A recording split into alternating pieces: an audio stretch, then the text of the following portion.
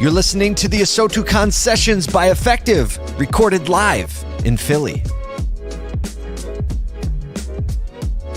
He's a Raiders fan. What's up? This is Dave Meltzer, and I'm here with my friend Glenn Lundy. And the only thing I don't like about that Glenn Lundy guy is he's a Raiders fan. Could you tell the difference? Nope. You can't tell the difference, right? Hey, I'm here. This is ASOTU CON Sessions. I'm here with my voice twin, Mr. Dave Meltzer. Good luck, those of you listening on the podcast, keeping track of who's talking at what time. We're gonna try to that'll be your project while you're listening to this 15 minutes. Figure out who's talking and who's talking when. Meltzer, you're in Philadelphia. We were just in California yesterday. You're headed out to Nice. France or somewhere. Yeah. You're traveling all over the world. You're doing all these crazy flights. You're out there making an impact. Bro, from what I understand, you're a pretty successful guy. You've done some pretty good things. You got the family. You got the white picket fence. Why do you keep pushing, man? Why are you going so hard? Because my definition of happiness is to enjoy the consistent, everyday, persistent, without quit pursuit of my potential. Not other people that go the extra mile every once in a while or never, and then use those data points to justify why they're not where they want to be.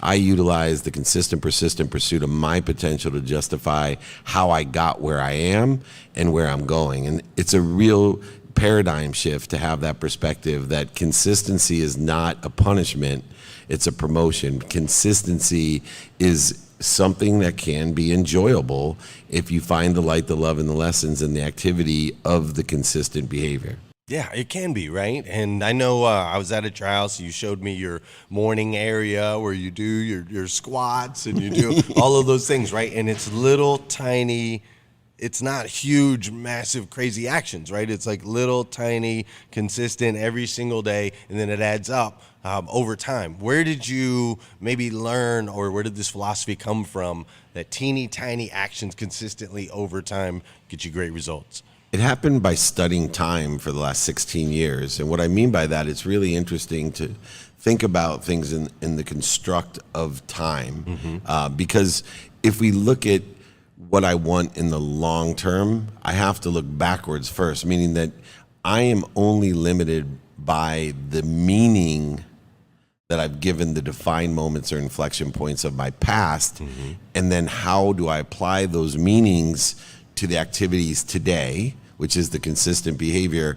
And where the interesting thing happens is in a trajectory towards an unlimited future. So how does this play in or intertwine with what you're describing when you say, I've been with David and I've witnessed the pragmatic approach that he takes to a minimum of 10 minutes with this or a minimum of time doing this.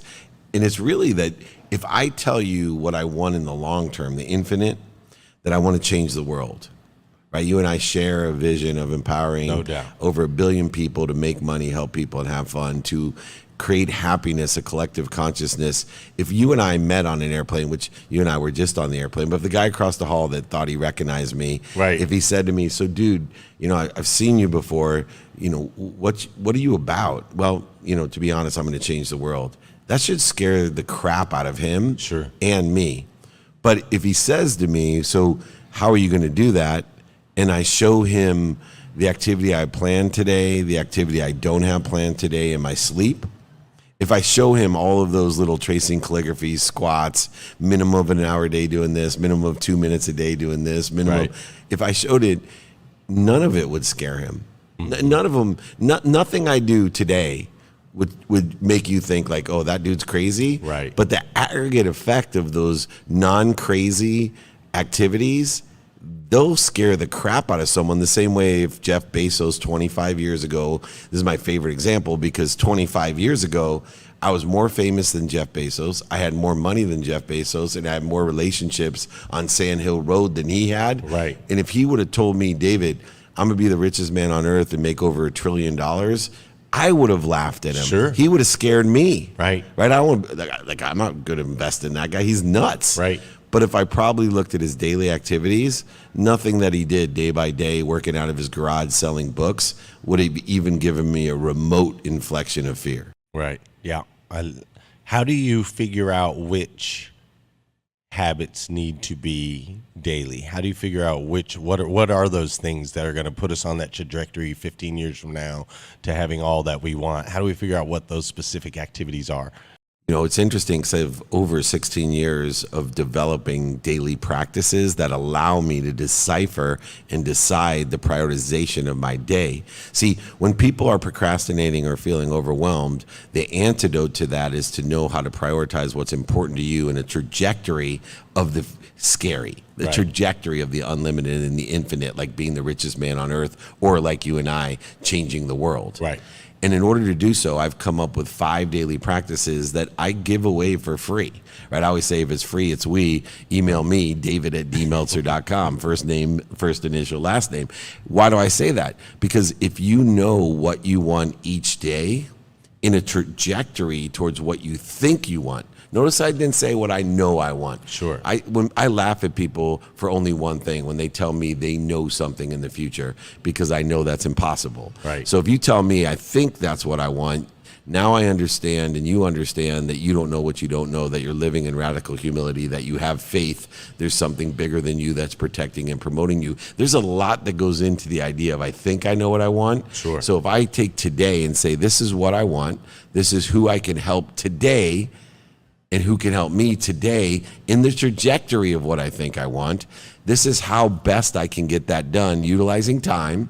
So I study the calendar. I'm efficient, effective, and statistically successful with lenses of productivity, accessibility, and gratitude. Why? Because if I know what I want today in that trajectory, who can help me and who I can help in that trajectory, and how best to facilitate, align synergistically with that trajectory, I then can prioritize what's important to me, knowing that that's the antidote to feeling overwhelmed or procrastinating.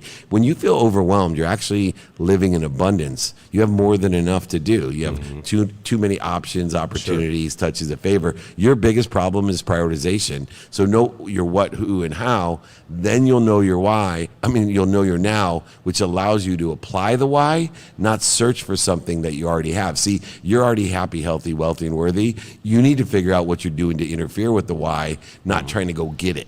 Yeah, it's already there, right? Like it already exists. It's already in you. It's in the seed.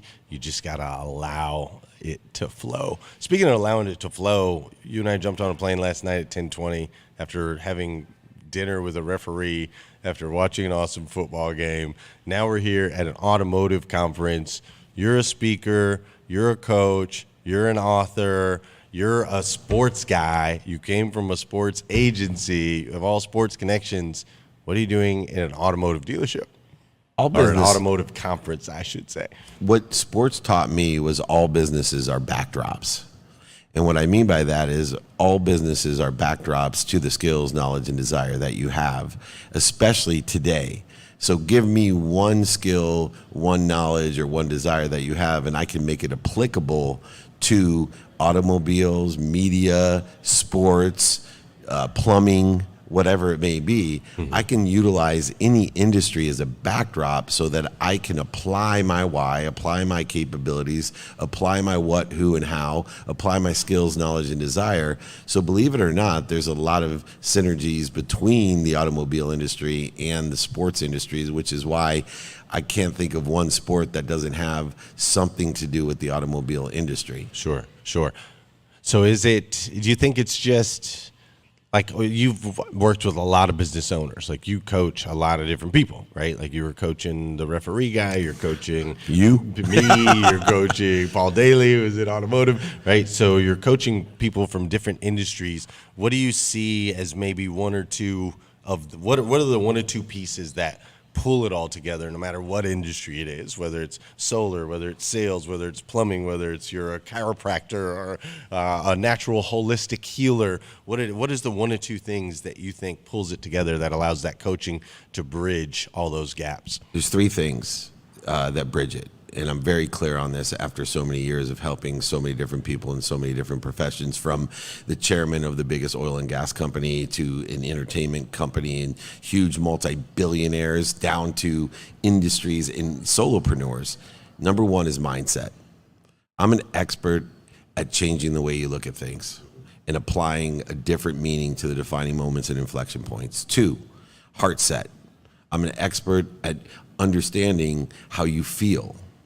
So mindset is belief, heart set is how you feel. Those are the two highest levels of intention. Then, because of the years of dummy tax that I paid in so many multiple industries, because so many multiple industries were utilized and applicable to the sports industry that I was in, because we had every single industry interested in either endorsements, sponsorships, branding, etc., advertising in the old days. Right. But it wouldn't matter.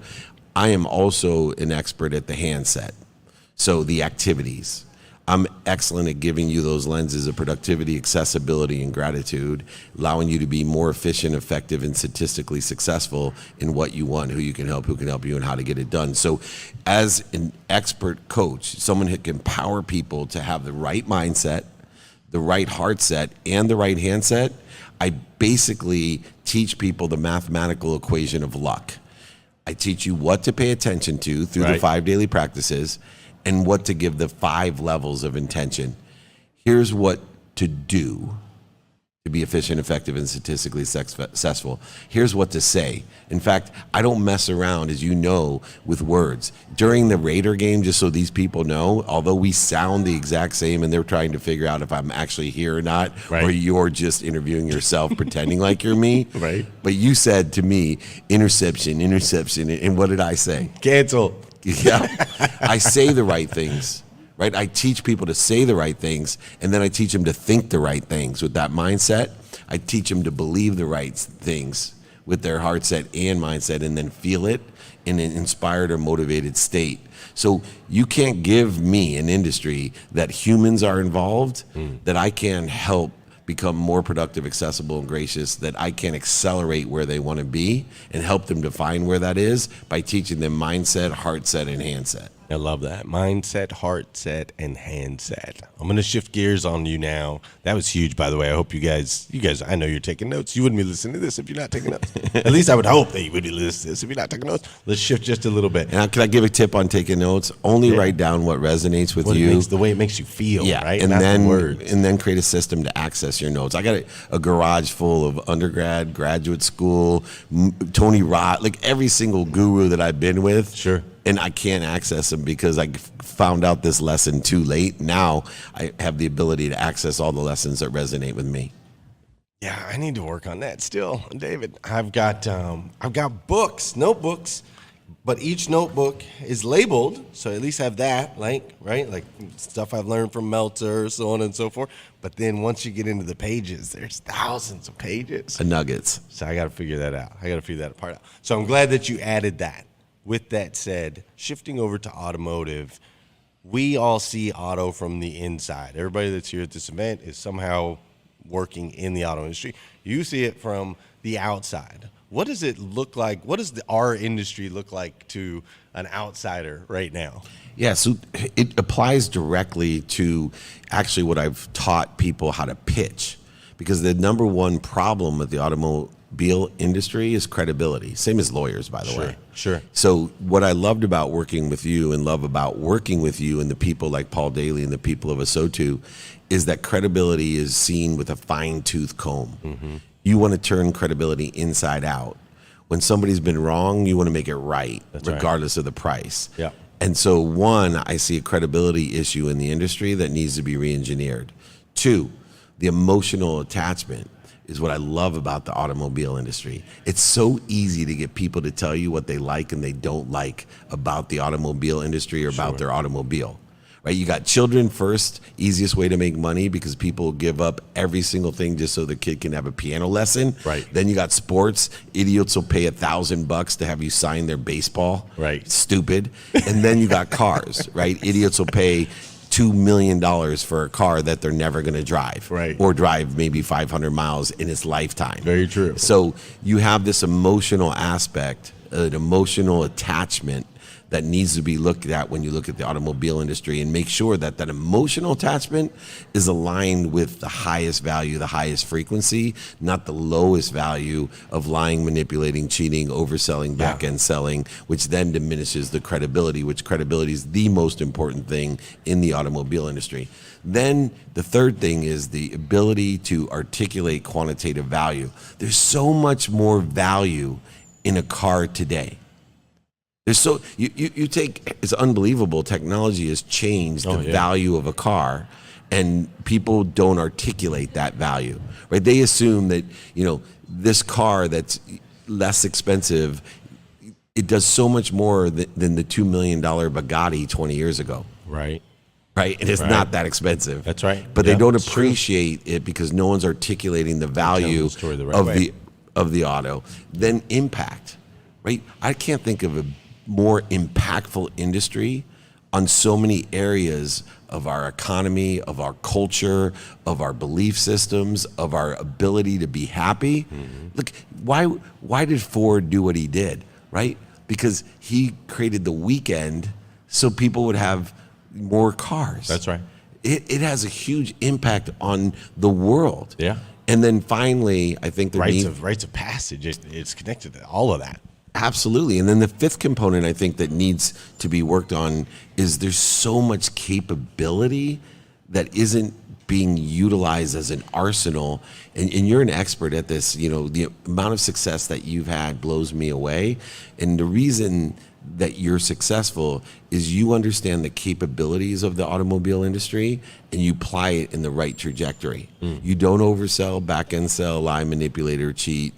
You're not running some sort of short-term scam to sell under the cover rust proof. You're actually utilizing what is an extraordinary amount of capability to use as an arsenal to add to four things: to add to the credibility, add to the emotional attachment, add to the quantifiable value, and add to the impact. Those are the five things that I see need to be focused in on with the attention and intention to create greater coincidences in a great industry. Mic drop moment. All of you in automotive, rewind, go through that about 27,000 more times over the next 15 to 17 years. Focus on those five areas, and we will continue to grow, thrive, and crush in this amazing industry. Meltzer, our 15 minutes is up. I could talk to you for 15 days straight. Or talk to yourself. Or I could talk to myself in the mirror over and over, but I wouldn't have the right answers. That's Not the yet. difference. That's right. Not yet. I got to remember who I am, and then I'll get some of those answers, right? Remind, remember, and recollect who you are, and I promise you the inspiration will fly through you, and you'll channel the same data that I am, and I'm just blessed to have and be here and have a friend like you. Love it, man. Appreciate you being here. That's Dave Meltzer. Make sure you email him, david@dmeltzer.com. He'll send you a free book if you do. Sign it, send it to you, pay for shipping. Yep, he'll do all of that. All right, Dave, appreciate you. Let's go have some